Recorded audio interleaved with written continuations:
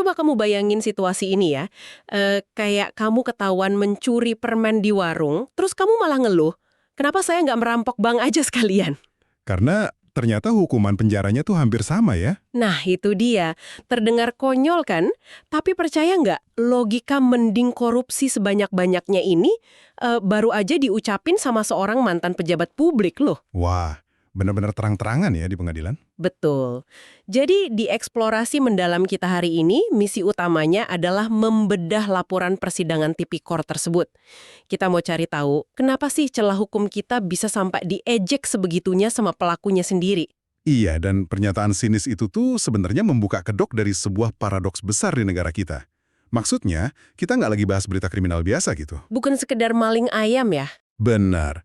Ini tentang gimana sistem peradilan kita tuh sering banget kebingungan untuk mengukur kejahatan kerah putih secara proporsional. Oke, kalau gitu mari kita lihat fakta kasusnya dulu deh. Sumber kita menyebutkan kalau mantan Wakil Menteri Ketenagakerjaan, Immanuel Ebenezer atau Noel, ini dituntut 5 tahun penjara. Untuk kasus K3 itu kan? Iya, kasus pemerasan dan gratifikasi terkait sertifikasi keselamatan dan kesehatan kerja atau K3 tadi. Dia terbukti menerima aliran dana 4,4 miliar rupiah. Nilai yang lumayan besar. Ditambah lagi, ada motor Ducati Scrambler seharga 600 juta nongkrong manis di garasinya. Tapi, ini yang bikin saya bingung banget. Apa tuh? Dia bersikeras ngerasa bersih. Dia ngeklaim nggak ngambil uang rakyat 1 rupiah pun, dan katanya dia cuma menjalankan perintah presiden. Dia juga udah kembaliin uang 3 miliar ke KPK. Oh, pembelaan klasik. Nah, bukankah secara teknis, argumen tidak ada kerugian negara ini ada benarnya juga? Kalau kita cuma melihat dari isi berangkas kas negara sih, mungkin kelihatannya gitu ya. Tapi klaim bersih itu justru sengaja dipakai buat nutupin mekanisme asli kejahatannya. Maksudnya gimana tuh? Gini, sertifikasi K3 itu kan ibaratnya stempel wajib ya buat perusahaan. Nah, ketika satu pihak memegang kendali penuh atas stempel itu, dia pada dasarnya bisa menyandera perusahaan-perusahaan ini. Oh, jadi kayak bayar pelicin ke saya atau proyek kalian mandek total gitu ya? Tepat banget. Jadi uangnya emang ngalir dari kantong swasta langsung ke kantong pribadinya. Nggak pernah menyentuh APBN sama sekali dong. Ya, bisa dibilang begitu. Tapi disinilah kerugian aslinya terjadi. Korban utamanya tuh bukan Menteri Keuangan yang kehilangan anggaran. Tapi pekerja di lapangan? 100%. Nyawa para pekerja dipertaruhkan karena standar keselamatan mereka bisa dikompromikan cuma demi sebuah motor Ducati. Wah, merinding juga ya dengarnya. Makanya, hukum kita itu mendefinisikan memperdagangkan wewenang sebagai tindak pidana korupsi. Daya rusaknya itu masih banget, jauh di luar sekedar angka-angka di kertas akuntansi negara. Bener juga ya.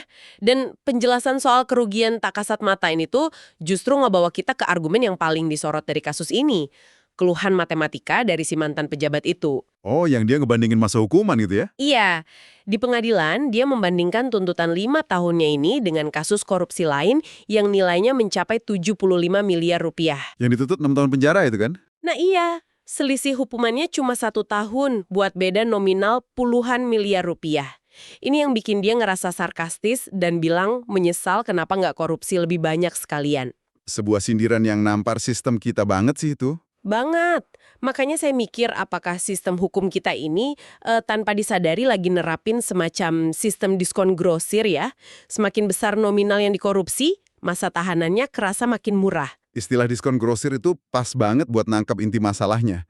Sistem hukum kita tuh emang kesulitan banget buat menskalakan hukuman secara proporsional, khususnya buat kejahatan ekonomi. Jadi nggak linear ya hitungannya? Nggak linear sama sekali. Harusnya kan idealnya, kalau mencuri 10 kali lipat lebih banyak, ya hukumannya 10 kali lipat lebih lama. Tapi di kita hukumannya malah melengkung secara logaritmik. Ada batas maksimalnya gitu ya di undang-undang? Betul. Karena ada batasan maksimal itu, pada titik tertentu, tambahan kerugian puluhan miliar rupiah, tuh cuma nambah beberapa bulan aja masa tahanannya. Tunggu dulu, saya paham sih kalau secara matematis itu timpang banget. Tapi si mantan pejabat ini juga ngeluh loh. Katanya 3 hari di penjara aja rasanya udah kayak di neraka. Iya, penjaranya tetap nggak enak. Nah, bukankah itu berarti efek jerahnya sebenarnya udah bekerja? Nggak peduli apakah dia divonis 5 tahun atau 6 tahun, dia tetap kapok kan? Kalau bicara rasa kapok secara personal, ya tentu aja ada. Tapi yang harus kita pertanyakan di sini adalah efek jerah secara sistemik. Maksudnya buat orang lain yang mau korupsi. Tepat. Kalau calon koruptor lain di luar sana melihat bahwa, mengambil 4 miliar sama 75 miliar itu risikonya nyaris sama aja di mata hukum. Sistem kita tuh bakal kehilangan taringnya. Justru malah memotivasi mereka ya. Iya, bukannya mencegah, celah proporsionalitas ini malah ironisnya memberi insentif terbalik buat orang-orang untuk ngelakuin kejahatan yang skalanya jauh lebih raksasa. Wah, ini bikin kasusnya jauh lebih besar dari sekedar obrolan soal pejabat dapat motor mewah ya.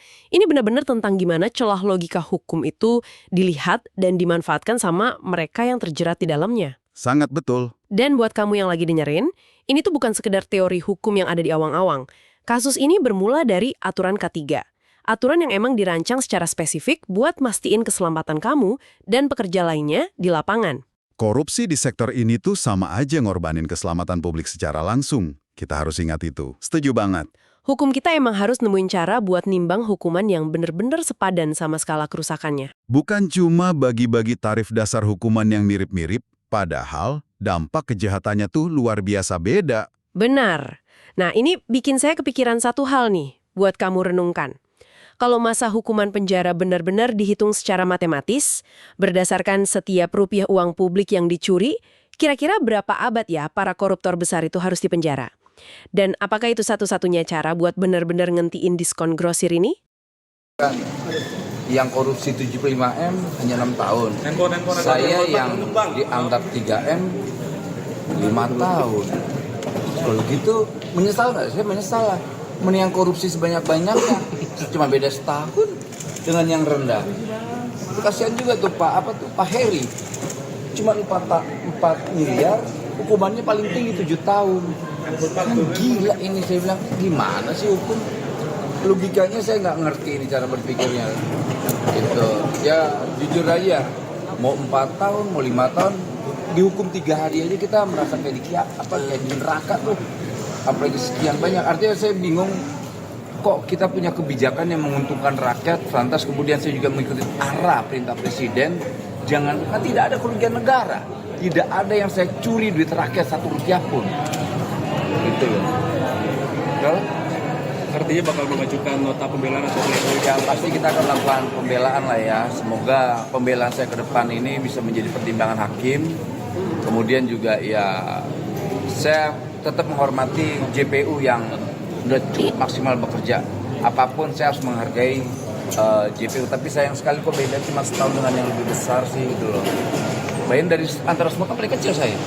Ada yang 4 tahun, ada yang 15 tahun, 42, ada yang 40 sekian miliar, ada yang 75 miliar. Saya cuma 3 miliar udah ngembaliin 5 tahun. Gitu loh. Lalu kan tidak terbukti semua, mana pengusaha yang saya peras. Lantas mana mobil mewah yang puluhan itu mana? Itu yang hasil pemerasan itu. Kemudian yang minta jatah nggak terbukti. Artinya ya KPK ke depan harus satu tobat nasuha lah. Jangan suka memframing bikin orkestrasi stigma. Ini jadi logikanya begini, jika ada pejabat yang berpihak kepada rakyat, stigma aja mereka. OTT, selesai tuh. Kelar tuh masa depannya tuh. Saat pledoi apa yang dipersiapkan Pak?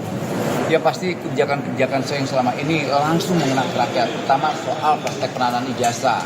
Sampai detik ini praktek kejahatan ini masih berjalan. Kok KPK diam sih? Kemudian outsourcing yang memeras tenaga buruh juga. Kok KPK diam ya? Kemudian tenaga magang yang manipulatif tuh pengusaha-pengusaha itu untuk menghindar bayaran UMR, mereka hanya menggaji setengah. Lantas itu bertahun-tahun tenaga kontraknya, itu kok nggak ditindak? Nah KPK pakai otak gitu. Salam buat Dewas dan juga salam buat pimpinan KPK, pakai otak bilang. Ya, terima kasih ya. Coba komunikasi bang. Coba komunikasi betul nggak bang? Aslinya Asis yang pribadi abang digabungin. Aslinya ada. Download Tribun X sekarang, menghadirkan lokal menjadi Indonesia.